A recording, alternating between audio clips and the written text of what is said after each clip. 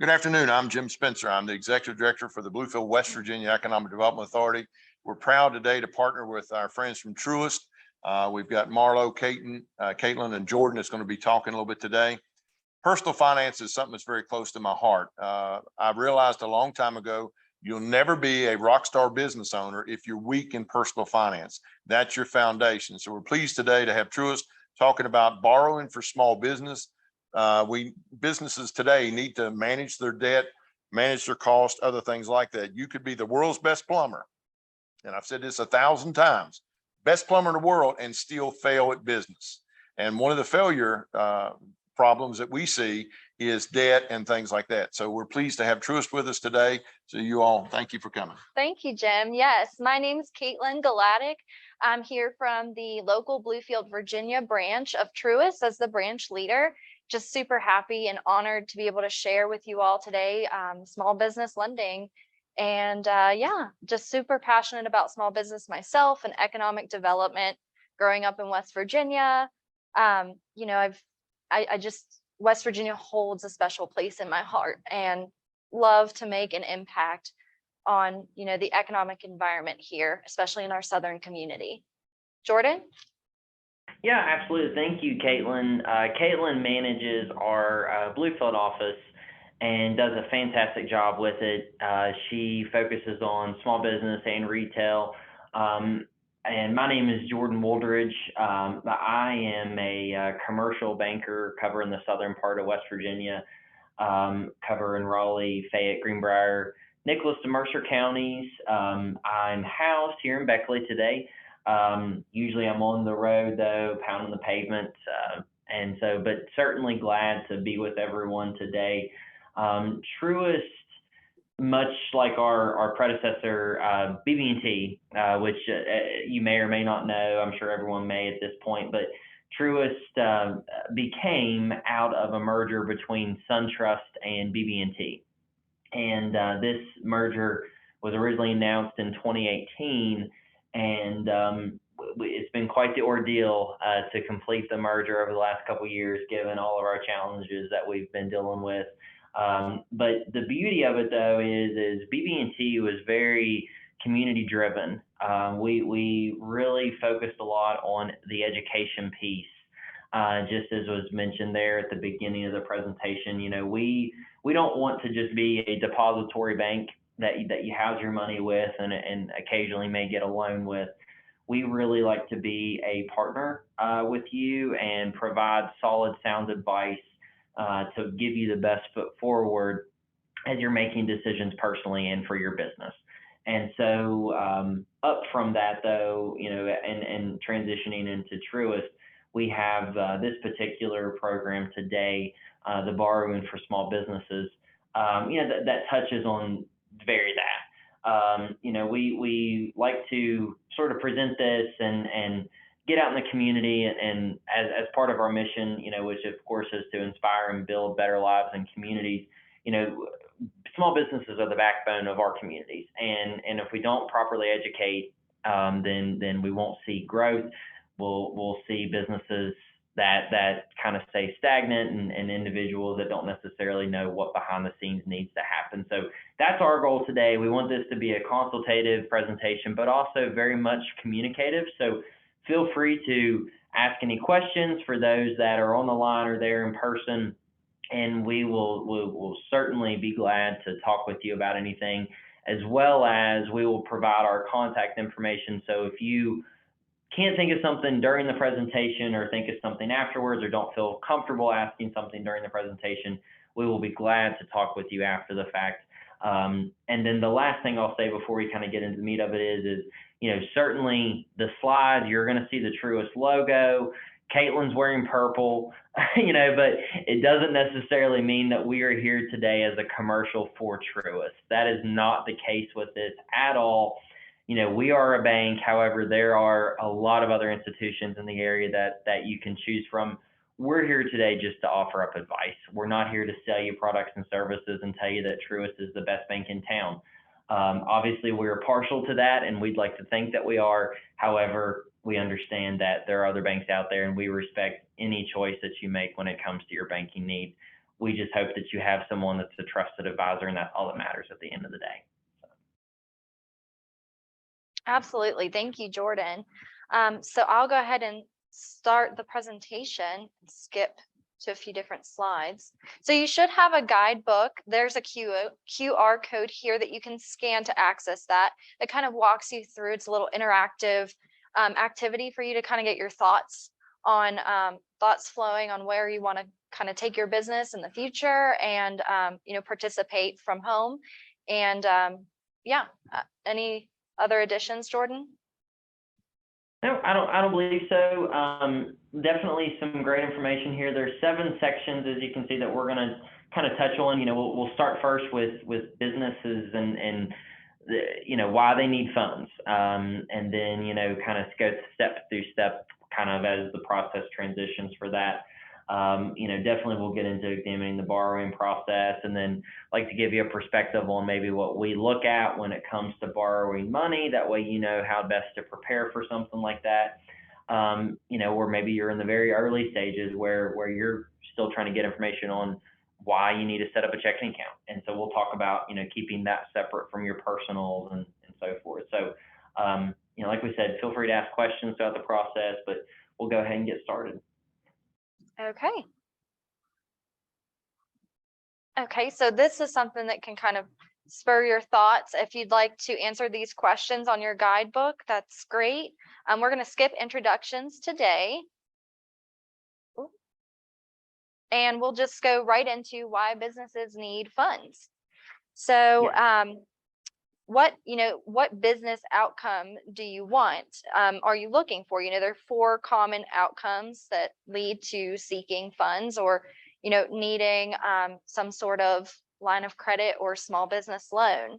Some businesses are looking to grow and drive their sales. That may need funds to open a new location or launch a new product. A second reason may be to increase your production or service capabilities. That could mean adding equipment, adding marketing services, upgrading your technology, and you may need to hire and train new employees. So sometimes you need funds to replace vehicles as well. A third reason is to boost your profits. You might invest in a new e-commerce site to lower your cost of sales, or take advantage of a volume discount offered by a supplier. Maybe there's a new software that can boost staff productivity and lower your costs. And finally, you may need funds to manage the capital in your business. You might borrow to consolidate debt or buy inventory for your busy season. Maybe you need funds for one-time or unplanned expenses. And there could be other business reasons for borrowing. Jordan, any thoughts? Yeah, and so one thing that I'll kind of elaborate on that is the question that it's asking there is, why businesses need funds. I think funds is really a loaded word when it comes to this particular slide, and when it comes to businesses, because all businesses are so different. And as you can kind of see within the action examples, it mentions everything from opening a new location to launching a new product to replacing a worn out delivery van. It's going to be business specific to whatever you're doing. And, with that, I think as well, when you hear the word funds, many different things possibly come to mind. You may think a loan, you may think cash, you may think profits, you may think credit cards. That's another thing that's going to be completely different based upon your business situation. It's not a one size fits all kind of thing. I think it's going to be specific to what you're doing at that particular time, where your business is at, what stage your business is in. You may be in the very early on stages of your business and barely off the ground. So in that situation, you're probably not thinking necessarily about a lending kind of situation, because you may not be in the ability to get a loan at this time. You may be thinking more, okay, well, how do I purchase this? Do I need to purchase it in my personal name right out of the gate? Maybe we should just start out with like a business credit card to develop some working capital. Or maybe the funds are derived from sales of your equipment that you're selling, or whatever your product or service may be. It all depends. So when we talk about this, it's very broad, but I think when we're looking at it today and when you're thinking about it for your particular business, the emphasis on this needs to just be put on thinking about, okay, how does this apply to you and your individual business, and what means the most for you given your stage and cycle that you're in at that time? Absolutely. And that next slide is a little activity that you can do to think about where you want to take your business, or even if you're just starting out, what you're trying to accomplish by starting your business. So this is a great thing to kind of think about what your business needs are, and what you might need in the future. Yeah.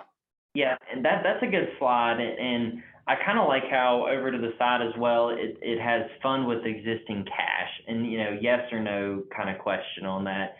And certainly cash is great, and honestly, from a banking standpoint, we kind of always like to jokingly say cash is king. You can have low profits but still have a lot of cash in the bank, or vice versa. A lot of the times though, we like to make recommendations to people, you really want to hold on to your cash and your reserves as much as you possibly can. As we look back, if you look in February of 2020 and March of 2020, nobody knew what was going to happen to their businesses at that time. We didn't know what we were in for. We see now looking back, but there was a lot of businesses that didn't have cash reserves to survive at that time. And even though there were offerings such as PPP and the EIDL loans that was offered by the government, there's still a very much need to have your own cash reserves, because you never know what the time lag is going to be between that. So the business outcome here, for example, the top one, growing your business and driving your sales, actions that your business could take to do that. As we mentioned, it's going to be specific. So, it's going to be whatever it takes to grow your particular business and drive your sales.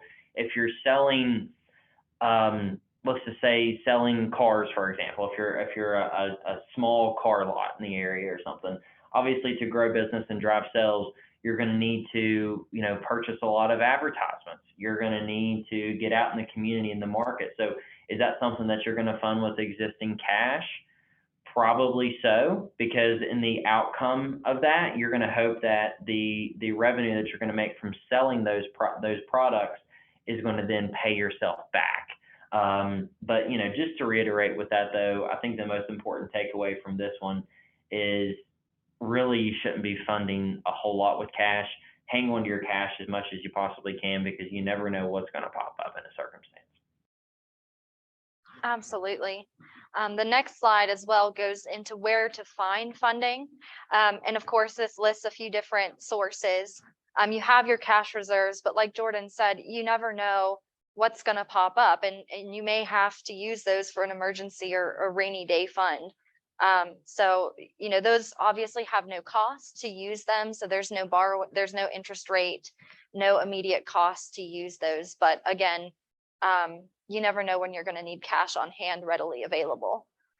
You have equity investments. These kind of go into more of there's no fixed payment schedule. So they're just kind of repaid from future profits or the sale of your company. You can sometimes find equity faster than going through a borrowing process. But then obviously there is the most obvious one that we're talking about today is borrowing. It is, many different banks approach borrowing in many different ways, and you'll want to speak to your banker on what they would require from you for a borrowing need. But it is often the lowest cost form of outside financing.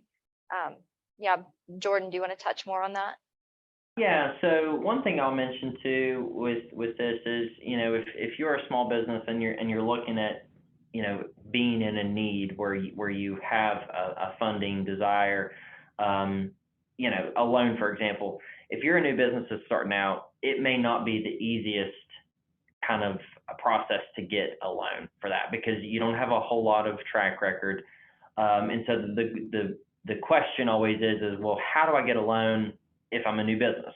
Because a lot of the times when I'm working on underwriting a loan, we're looking at several years of tax returns and profit and loss statements and balance sheets. So If you're a new business, you're like, well, I don't have any of that to provide. How can I get a loan if I don't have a track record to prove that I'm a valuable company that will repay this? And so the immediate answer to that is, well, if you're starting out, then really the business, we're looking more at you personally. And so right out of the gate, you may have to borrow in your individual name, and you can make the company kind of a co-borrower. But ultimately, the goal is to use that as a short-term vehicle to obtain what you need from a funding standpoint, have a solid repayment history, allow the business to essentially build its own credit per se, just like you have your own personal credit score. And then over time, the business will then be in a position where it can borrow on its own. A lot of individuals, they don't necessarily like doing that right out of the gate, but as a small business starting out, you don't have a whole lot of other options when it comes to something like that. So the best thing to do, would be to work through it personally, and then make it a goal to revert a lot of that debt back to the business over time. Absolutely. So this is another interactive activity. If you have a borrowing need, these are some questions that you can kind of ask yourself as to what product would fit you best on that last slide. And then, how to select the right type of financing. So there's many different products that banks offer. Oh, I think we have a question. Go ahead.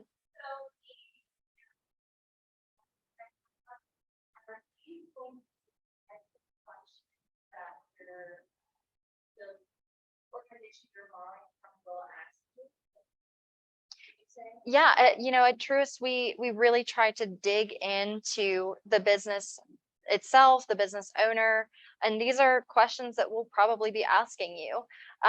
It's great for us to kind of get to know you, where your business is, what you're planning to do with your business to grow it, and this helps us provide a more personalized offer to you and structure your request in a way that benefits you in the long run. For example, typically, I'm going to re-ask this question. So, for the cash reserve, is there a percentage that you all like to see? If somebody was coming in and they already were doing cash reserves, what percent? 10, 20, 50%? Yes, So, Jim asked, go ahead, Jordan.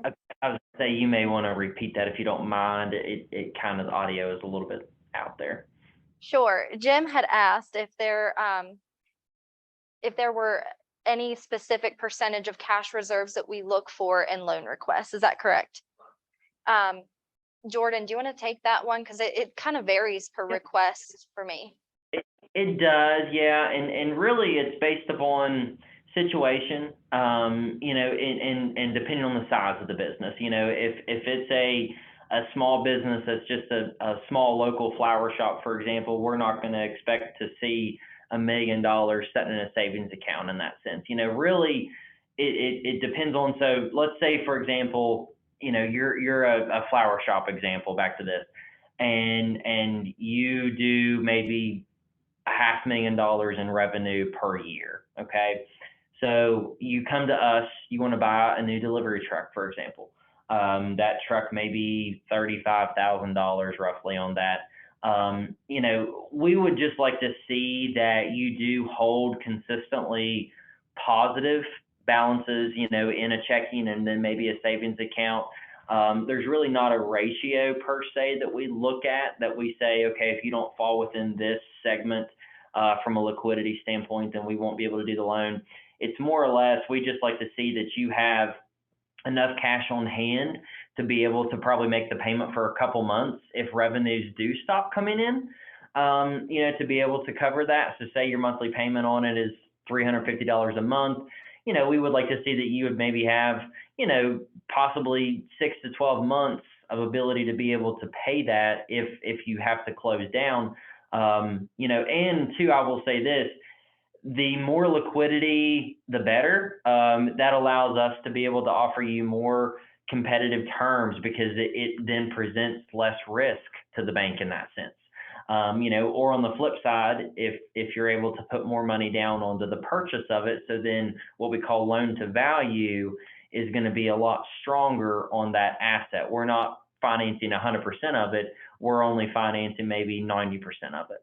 So it kind of varies based upon situational. More so when we're looking at a loan, if we're specifically talking about borrowing, the primary action items that we kind of look at is, always think about the 3 C's of credit. So you've got your cash flow, which is going to be, we're going to look at the revenues coming in, what you're left with from a net income standpoint, and then base that upon what is the anticipated new monthly payment for this loan that you're applying for. And so if you've got, net income of $5,000 a month for the business and your truck is only going to be about $300 a month on the payment, obviously that's a strong, what we call debt service coverage. The debt service coverage is basically how well does your revenues and your profits cover your expenses.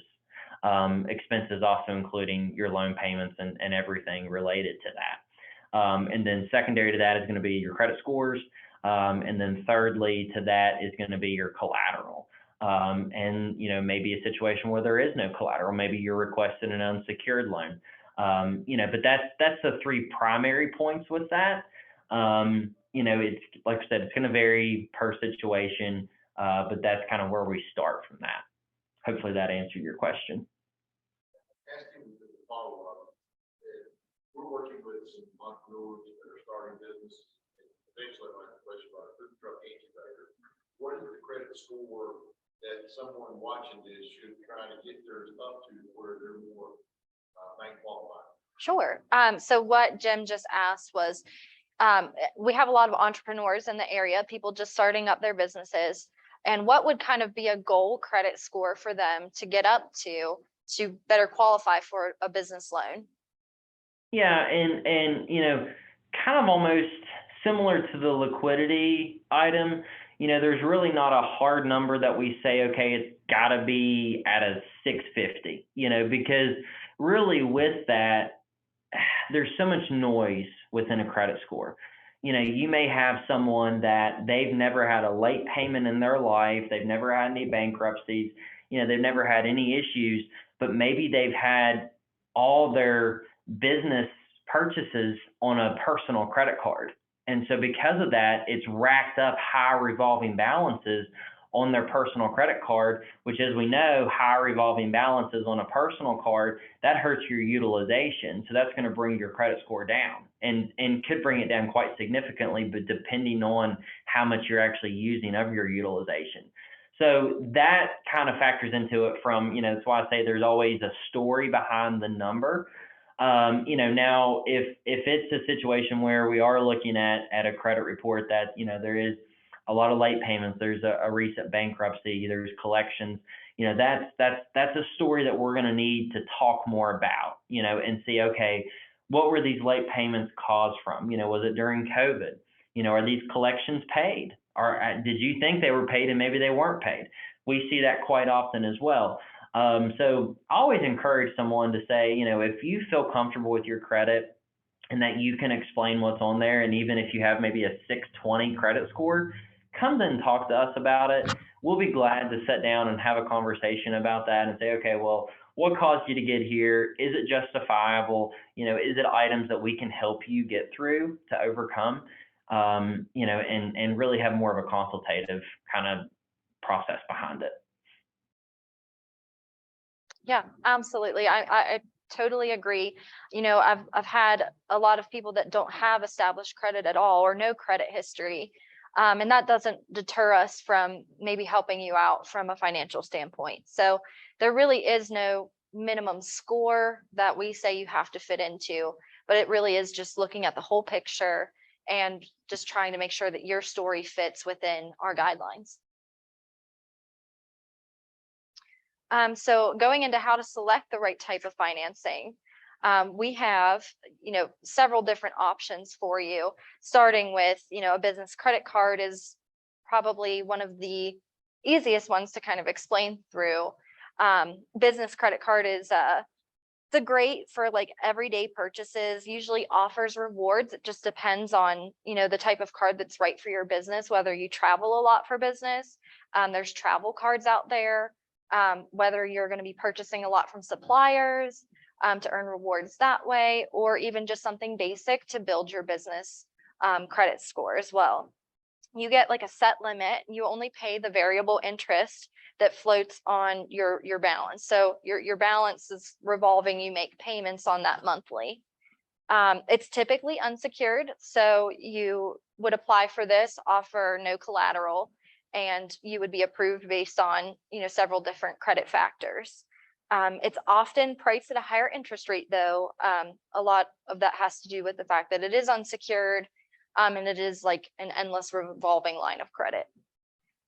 Next is a business loan, and this is perfect for like one-time needs. If you're making regular payments of principal and interest, the rate is usually fixed, and the loan can be unsecured or secured by collateral, an asset of value that you're pledged to the lender in case you can't pay your loan. So a lot of times we see these as like equipment loans. If you have a need to buy a vehicle for your business, anything really related to something that you're going to buy right now and need to make fixed payments on to pay it back by the end of that payment term.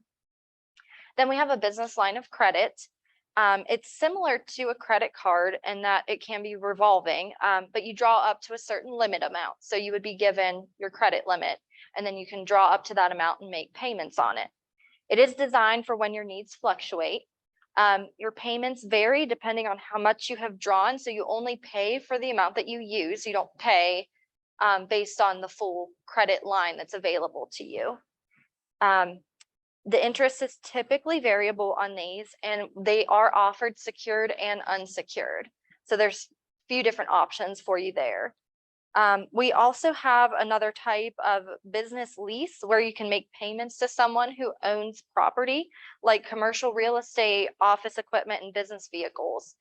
Sometimes you have the option to buy as well. Construction loans let you draw funds for a project. When completed, you can convert it to a mortgage or pay it off. For small business administration loans, those can provide financing for borrowers in newer or riskier businesses that might not qualify for a traditional business loan. Jordan, would you like to touch on that?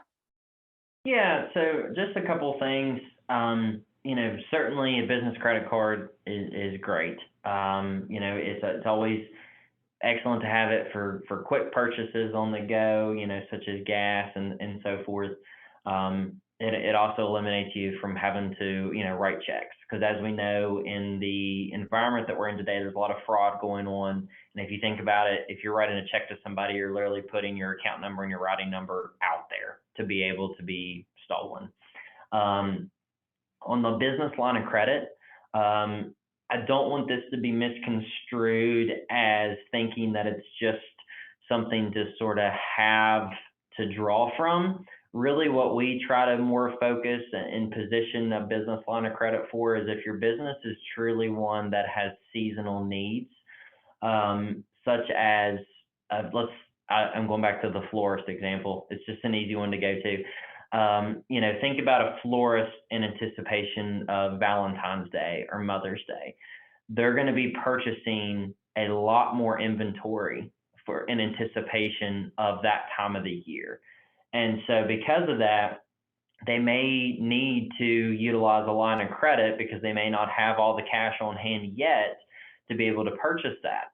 So they'll draw from the line of credit, obtain the inventory that they need, and then, of course, the goal is to sell all of it, during those two particular holidays, and then the revenues that's going to come in and the cash reserves that will grow will allow them the ability to be able to pay that line of credit back down to zero. Lines of credit are not for purchasing equipment. Those are always much better to be done as a fixed rate loan that you're paying principal and interest on, because with the line of credit, your monthly payment's only going to be interest only, just like it would be a business credit card. So if you're only paying the minimum payment, you're just spinning your wheels and not actually gaining any traction on paying off whatever you have actually taken out on that particular loan. So they're great to have, but just want to stress that they're really for business cash flow seasonal needs. It's not meant to be something that, is to stand in place of revenues or profits. It's basically just to give you a temporary boost. The other thing that I'll mention in regards to, Caitlin mentioned the Small Business Administration. So SBA is a great option. There are so many wonderful products that the SBA offers nowadays that are excellent for businesses starting out, or businesses that may have a collateral shortfall, meaning, you're trying to purchase a lot of inventory, but maybe you don't have real estate to use as collateral. Maybe you've only got the inventory, but it's going to be quite a large purchase. And so you'd like to stretch out the amortization to make the payment more manageable. Well, usually the only way to stretch out a payment anything longer than probably 5 or 7 years is to have real estate as collateral. So we call that a collateral shortfall. SBA is great to step in for situations like that. The SBA also has caps on how much you can pay in interest or what the term may be of the loan. So it's great to sort of possibly also look at extended terms, which allows you as a new business that's starting out to be able to look at those and possibly get a little more traction from using those. As a caveat, sort of off of the SBA, there is a lot of other organizations, and I'm sure, such as the Bluefield EDA, that can help connect you with additional funding sources that are out there. And as a bank, we can actually partner right alongside the SBA or the EDA. And they basically can come in and complement what we're doing to maybe make a deal that was a little bit sort of minimal or lacking in certain areas that maybe we couldn't get 100% comfortable with to do on our own. So we bring in partners, and we call those credit enhancements. That allows us to get more comfortable with doing the deal, and allows you to get off the feet to do whatever you're sort of working on at that time. So just wanted to touch on those few items. Yeah, and I think we even go into some of the other funding sources in our next slide, which kind of talks a little bit more of those ambiguous options. Many businesses secure their equity investments from family or friends, particularly at the startup state. That's a very challenging time to be in, is when you're first starting your business. Angel investors for early stage companies, venture capitalists, and other private equity can all provide funds in return for ownership and a share of your profits. There are equity investors who can help your business with advice, experience, or contacts. Remember that equity investors may be with you for a long time. Community development financial institutions serve community businesses and can lend to small businesses as well. There are newer types of lenders too. Online lenders target companies that might have a harder time borrowing. They make fast decisions and are more lenient on credit ratings, usually charge higher rates though. Peer-to-peer lending sites like Funding Circle and Circle Up serve harder to lend to businesses. There's no support or advice though. It's all about the funds. Crowdfunding like Kickstarter is usually looking for businesses with breakthrough products or services. You'll need a pretty savvy marketing campaign and a social media presence to access these funds. And we've covered a lot right now. So if you have any questions, unless Jordan, you'd like to jump in there. Yeah, so just to mention the CDFI again, community development financial institutions, that's kind of what I alluded to on the prior slide. Great partners within the SBA as well as the EDA, but within the CDFI realm, there's so much capability and resources that are out there to be able to help individuals get funding in today. The government has really put into place, through a lot of recent bills that actually have been passed, different funding sources and programs that you may qualify for. So certainly check into that realm.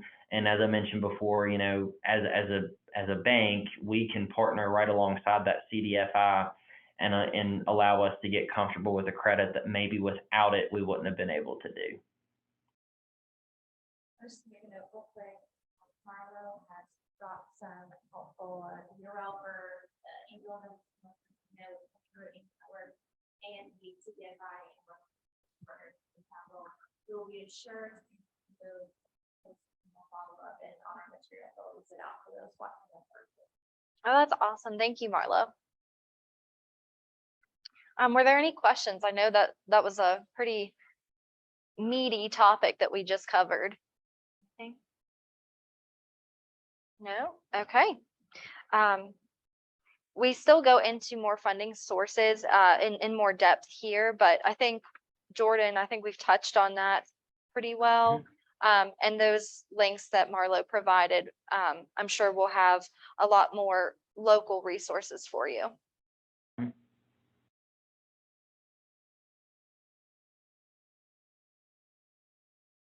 Okay, Yeah, so the this one goes thing in. that I will touch on, sorry to interrupt you, Caitlin, I caught it out of the corner of my eyes, we were changing slides, but the online funding sources, I just want to kind of say this as a sort of urgency to use caution. Know what you're getting into if you're utilizing any online funding sources that you aren't actually able to meet somebody in person and shake their hand. Know where they're based out of, know the terms of your loans. I'll be completely transparent. I have helped 2 clients that within my territory that I cover within West Virginia, that they have utilized online funding sources. They may sound great from the surface, but once they got into the loan, there was a lot of language that you really had to have a JD to understand. And they got themselves into some predicaments that really almost couldn't get out of. So just use caution, know what you're getting into. If you see something that looks like it might be appealing, have someone else take a look at it, use a business resource, call us. We'll even answer the questions for you and say, no, I've heard bad stories about that individual. Obviously online funding sources are meant to exist for individuals that may have trouble getting funding elsewhere, and that is perfectly fine. You do what you have to do as a business owner. Just wanted to use caution on that and stress that. Absolutely. And this next slide kind of goes into, Jordan touched a little bit on the 3 C's of credit. But what you see here is what we call the 5 C's of credit. So there's 2 extra C's there. You'll want to have the best chance of getting the funds that you need. So prepare when you seek financing, prepare with well thought out business case. That includes like a business plan, usually if you're new to your business, along with necessary documentation. Usually, 2 years tax returns for more established businesses. And it just really depends on the institution, what they're asking for. But you can start by knowing what lenders look for in loan applicants. That often boils down to the 5 C's of credit, which include character, capacity, capital, conditions, and collateral. And this kind of expands on each one of those. Character basically goes into, do you pay what you owe on a timely basis? That's why your credit history for business and personal are so important. Capacity, are your current sales enough to support you in paying off a loan? Lenders will look at financial statements, tax returns, and bank account history for evidence of the profits you need to support repayment. Capital, do you have enough equity or down payment for your business? Can you withstand a downturn? Business equity and personal net worth provide the capital strength you'll need. Plan for sometimes a sufficient down payment of 20% or more, depending. It's really case by case basis, but then there's conditions, how you use the loan, your business's financial strength, and your industry are all important. Know your need, how financing will help you generate positive results, and also have a backup plan if something were to fall through. Jordan, you want to expand a little bit on those as well? I guess I've been in lending so long that they've added 2 additional C's to this without me knowing. But basically, kind of one thing that I wanted to mention alongside this is one thing that I always encourage my clients to do is, as you're starting out, or maybe you've been in business for 10 years, you really need to have a trusted partner from a bookkeeping and accounting standpoint. Whether that means you have a reliable CPA that you can call up every day of the week and ask questions to and work with them from, for tax time and preparation of financial statements, or maybe you do it all yourself. So you're utilizing one of the online-based software companies that that does a lot of that for you. That's kind of automated. Either way, whatever works for you, but just really strongly encourage to have a resource in that arena, because your business is only as strong as the quality of which you maintain it.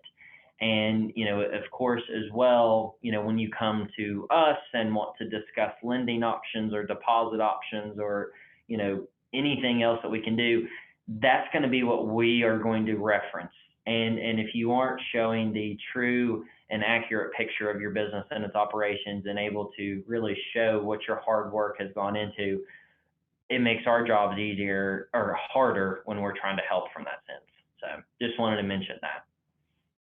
Yeah, and that last column there is really thought points as to how you can strengthen your lending request to a financial institution. So, it'll have your 5 C's there, and then what you can do to kind of maximize or really strengthen your case. Yeah. Okay. All right, so this is kind of goes over the process of borrowing.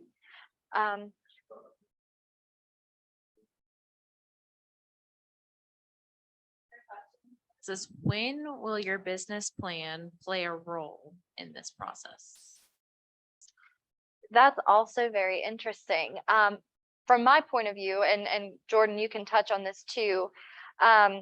For startups, especially startup businesses, we usually like to see a business plan worked up. If you've been in business 2 years or more, it's just case by case basis whether we ask to see it, but almost all the time for startups. Jordan? Yeah, and I would agree with that as well. Certainly for a startup, because within the business plan, we're going to want to see projections alongside that. So I say either if you're in a startup situation or if you're an existing business that is changing significantly your operations. Like I had a business a couple years ago that they specialized in very high-end home design and decor. And, their core clients were, very Victorian, colonial type decoration. And at that time, Chip and Joanna Gaines was the hottest thing around, and so she was shifting around her entire business to then rethink her focus on how she designs, so she was needing to purchase all new inventory, all new displays, redo her entire building. And so, with that, we were like, okay, well, if you're saying this is what you're wanting to do, I mean, obviously it's going to uproot your entire business and changing everything that you're doing. We really would like to see kind of a plan in place. What's your passion with this? How are you going to do it? How are you going to market this? What gave you this idea? Is it proven that it's going to work somewhere else? And then that allows us to get comfortable with it from a request standpoint. I'm going to throw in there real quick for those of you on the call or joining us in any way.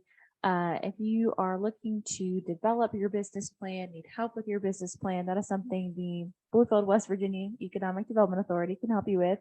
They're a partnership with Harold Patterson, who's on the call at the West Virginia Small Business Development Center. So please feel free to reach out. Thank you. Yeah, that's awesome. Okay, so going into the borrowing process, these are kind of the steps that we'll take when you apply for a loan. So identification is you decide that you need a loan. So you've identified a need within your business. Application is you fill out the form and submit documentation that your lender requests.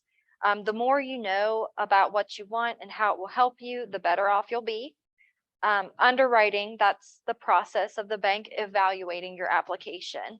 The evaluator is not me, or as we call the frontline person who meets with you. It's usually a separate team who looks objectively at the application to see if it meets the bank's lending criteria. And a lot of times too, this is where the lender kind of pleads your case and states your story. So the more we know about your business, the easier it is for us to communicate to the underwriter what your need is.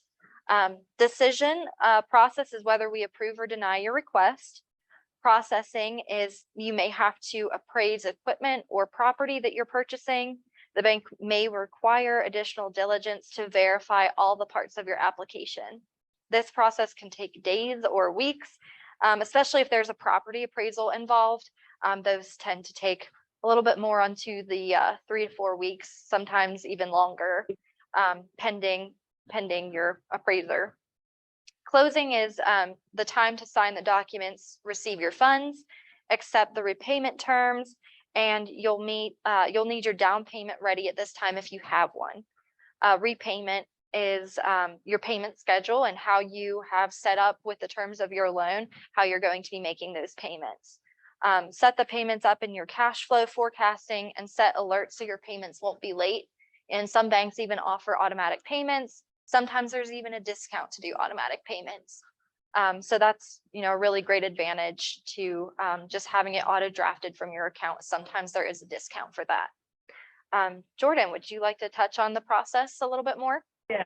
So, I think from a borrowing standpoint, I think that's a very exciting thing because obviously if you're borrowing money, that means you're doing something, or you're growing. I think in a sense from that, it's a really pivotal moment within your business. And, I think I kind of go back to having a trusted partner with that, whether it be your CPA or an attorney or a banker, kind of have a consultative process leading up to the moment that you decide that you need money, to where you don't wake up next Wednesday morning and you realize, oh, we need to borrow money. We need to buy a bigger building.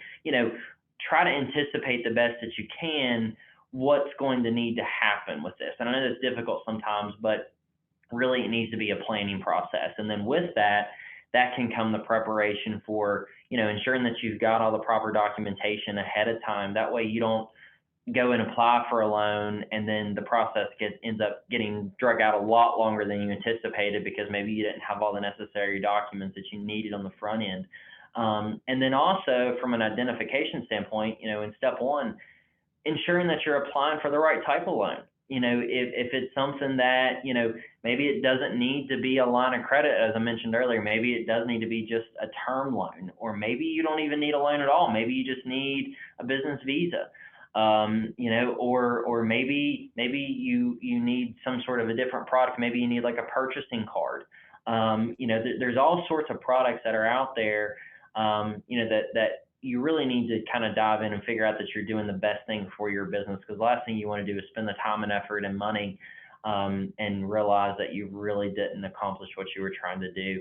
And as well, back to that, from an identification standpoint, make sure that you're applying, if you are applying for a loan, make sure that you're doing something that's going to advantage you, whether it be utilizing some of the grants that are out there, or some of the the financial development type offices that have all sorts of wonderful things available for small businesses that we can partner with. So make sure you're assessing all your options. And then once you have determined that you're doing the best thing for you and you've talked to someone about it and had a consultative conversation, again, utilize the EDAs in your area, then that will make the rest of the process go very smoothly and you'll feel good that you've made the right decision. Absolutely. Okay, so this is a little small to see, but this is, how to create your business borrowing profile. And this is really something that you would utilize for your own kind of structure to display your request to a bank or a lender. A business borrowing profile is just a snapshot of your business and your funding needs. And completing this ensures you have a clear understanding of your business situation, the reason you have for borrowing, and your plan for repayment. Most lenders will not require this level of detail as part of your loan application, but preparing this will help you present your request clearly. Lenders will require borrowers to provide some information and documentation as part of the application process. And more complete information increases your likelihood of being approved for funding. So have everything ready prior to applying for credit. Not all lenders and loans will require all the same things or all the same items, but if you have them ready, applying might be faster and easier. Take the time to complete the business borrowing profile. You can use it as a fillable PDF form in the electronic version of the guidebook. Or you can print it out and complete it on paper for yourself as well.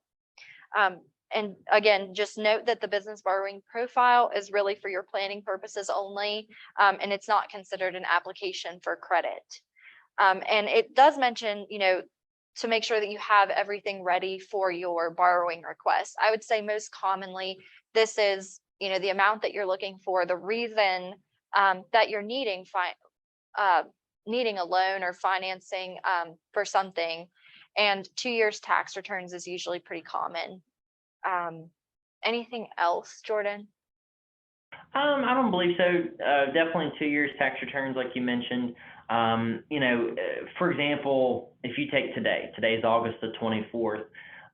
If you come to us to apply for a loan, we would say, okay, we need 2 years tax returns. If you don't have that, if you're a new business, and we'd get into the business plan and projections and so forth. But given the fact that we are in August of this year, a bulk of the year is behind us, which is crazy to think about. But we would also want to see what we call an interim financial report, just to see, okay, well, obviously we see your 2020 tax return and then your 2021 tax return, but we've gone through nearly 9 months of 2022. How's 22 been? And ensure that this year has also been a solid, steady year from a financial standpoint. Because as we've seen too, 2020 is going to be a wild year for a lot of people's financial statements. And so it almost benefits you as a business owner if you existed in 19 to also show your 19 financial statements, to be able to show that, hey, before 2020, we were doing great. 2020 was an off year. It was for everybody. But then in 2021 and 2022, we've returned back to normal levels. And then, as Caitlin mentioned earlier, we as relationship managers are basically the stewards of your business. And so when you come to us to apply for a loan, we have credit partners that we work with. And this is much the same at any other bank that you deal with, so not just Truist as well. But basically, we want to know everything about your business, everything about what you're trying to do. And so it plays to your advantage to give us as much information as possible and tell us your story, so that way we can do our best jobs in trying to get you to where you need to be. Absolutely. So next steps after your financing decision has been made, if you've just been notified that your funding request has been approved, congratulations. That's the exciting part. You've been approved for your request, and now you're going to move forward. You'll want to be ready to execute loan agreements and start getting your down payment funds together if there is one. If your request was declined, you can ask the lender for a written statement of the specific reasons for your denial. Ask the lender for alternative lending solutions to fit your business. Offering more collateral or a larger down payment might change the decision. And this is really a time for you to kind of discuss with your lender, what could we have done differently, or what do I need to get approved for a request like this in the future? And there may be resources out there as well, or different institutions that have different guidelines that can fit your request. So definitely talk to your lender about what to do for future requests. However the request turns out, you should always be thinking about your next request. The steps to building or keeping strong credit are pretty straightforward. Make your payments on time, use your reminders, use alerts. Automatic drafts, like I mentioned earlier, are a great option for repayment. Fix any business issues or financial weakness that keep you from getting a loan. And that really comes from a lot of conversation with your lender. So again, the more we know about your business, the better we're able to help you. Keep building your business and its ability to consistently generate profits. Create business equity and value. A strong balance sheet with room for debt can be attractive in future financings. There's a lot covered here as well.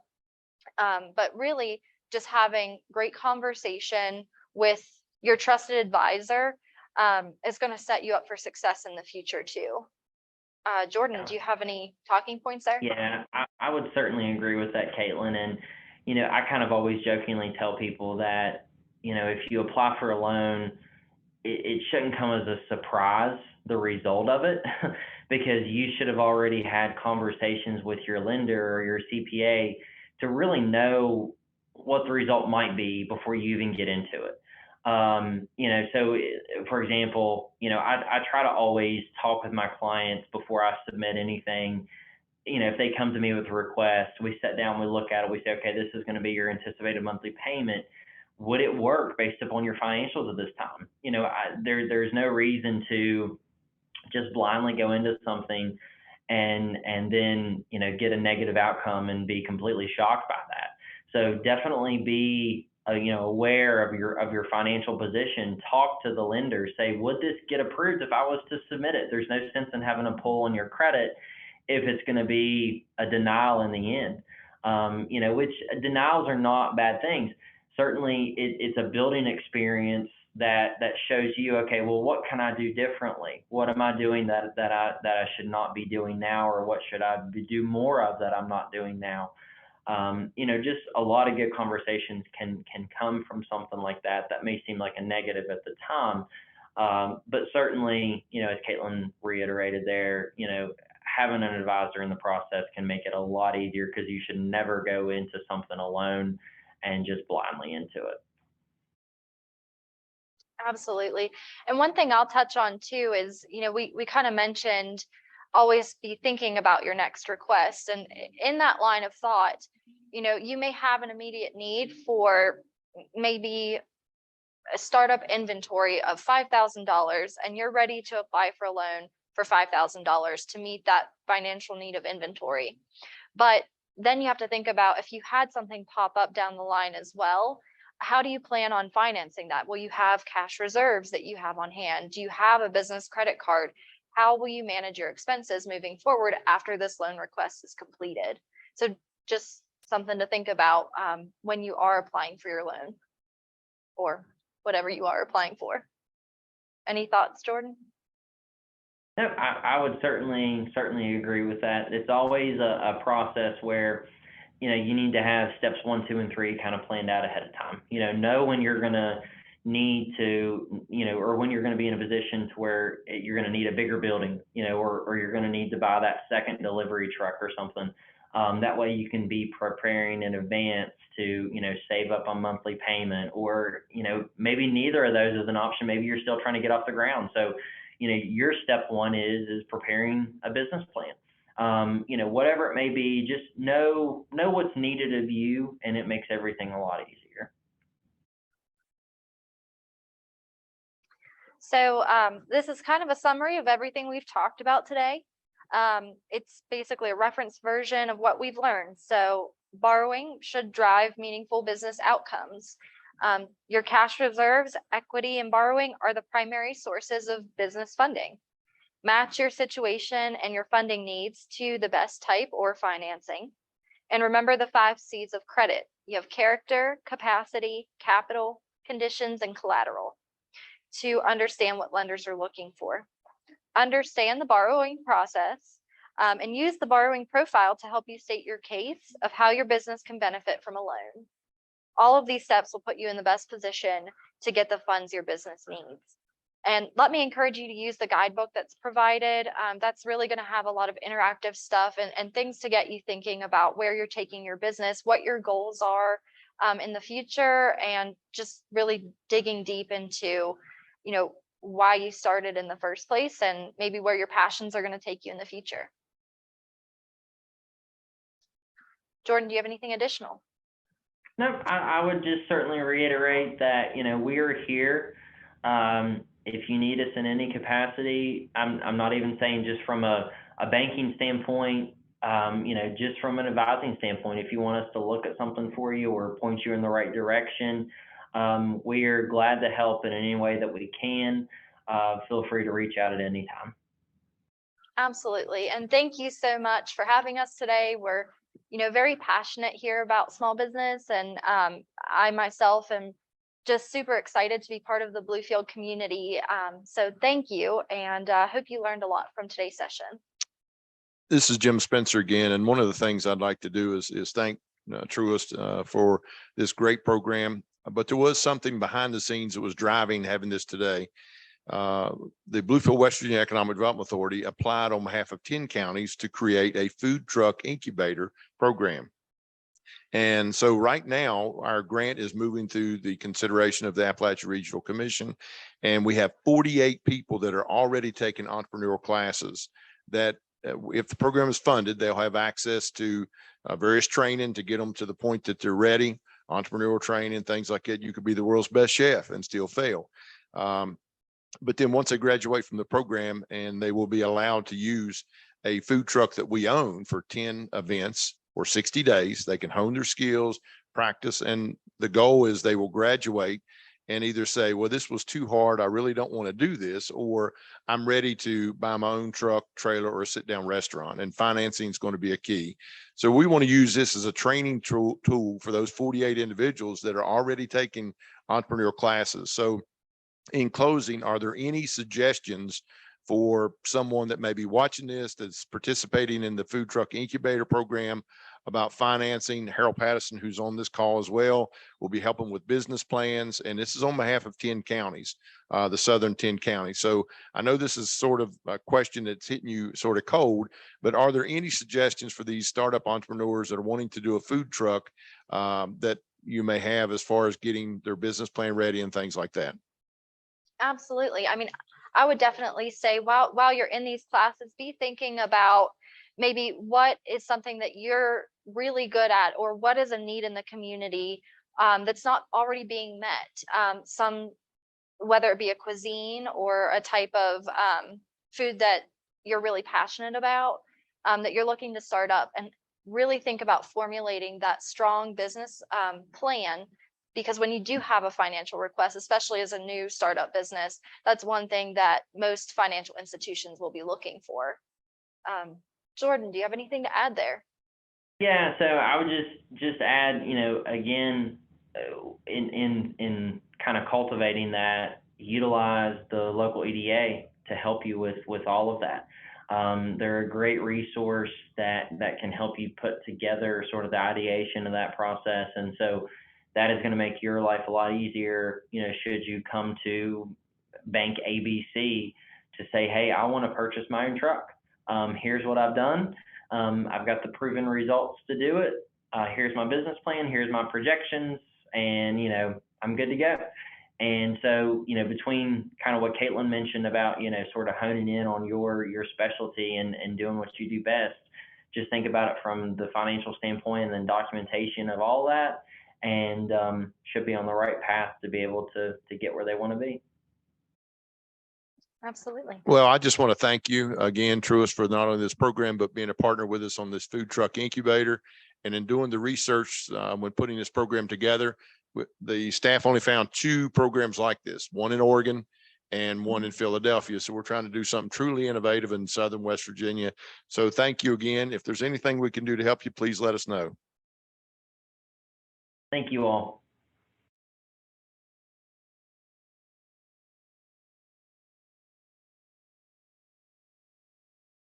If for the folks that are still on the call, we would love your feedback. We always do this after every class. We want to make sure that we're meeting your target needs. So if you don't mind to please take the survey, we would appreciate that. And thank you for attending. Thank you so much.